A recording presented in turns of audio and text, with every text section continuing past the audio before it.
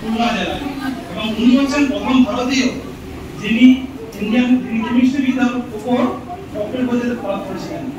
বুঝতে পেরেছেন? উনি হচ্ছেন প্রথম ভারতীয় যিনি কেমিস্ট্রি রসায়ন বিদ্যার উপর প্রথম ডক্টরেট উপাধি লাভ করেছিলেন।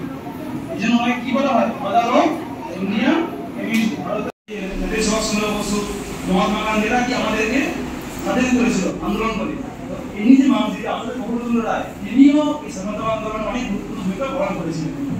বুঝতে পেরেছেন? ইনি আমাদের বিভিন্ন স্বাধীনতা আন্দোলনে যুক্ত ছিলেন, আমাদের দেশ উন্নয়নে অবদান অবশ্যই। বুঝতে পেরেছেন? তবে উনি হচ্ছে শুধুমাত্র রসায়ন বিদ্যা নয়, আমাদের স্বাধীনতা আন্দোলনেও অনেক ভূমিকা পালন করেছিলেন।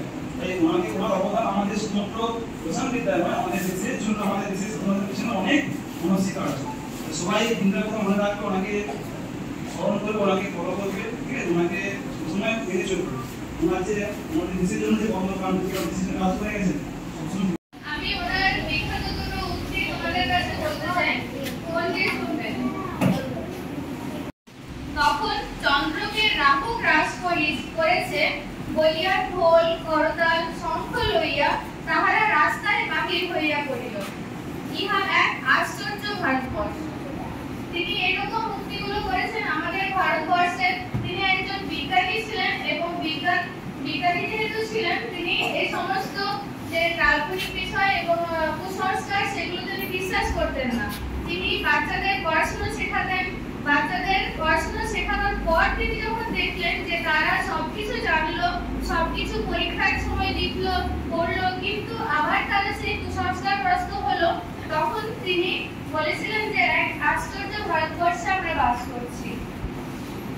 এছাড়া আরেকটা উক্তি তোমাদের বলছি, যে দেশের শিক্ষিত সম্প্রদায় সত্য কি তাহা জানে এবং বোঝে, কিন্তু জীবনে বরণ করিয়া লইতে প্রস্তুত নহে।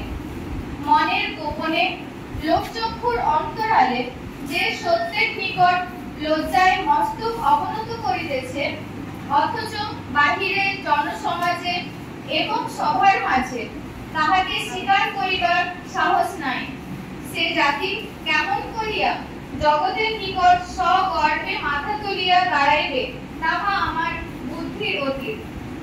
এইরকম উক্তিগুলো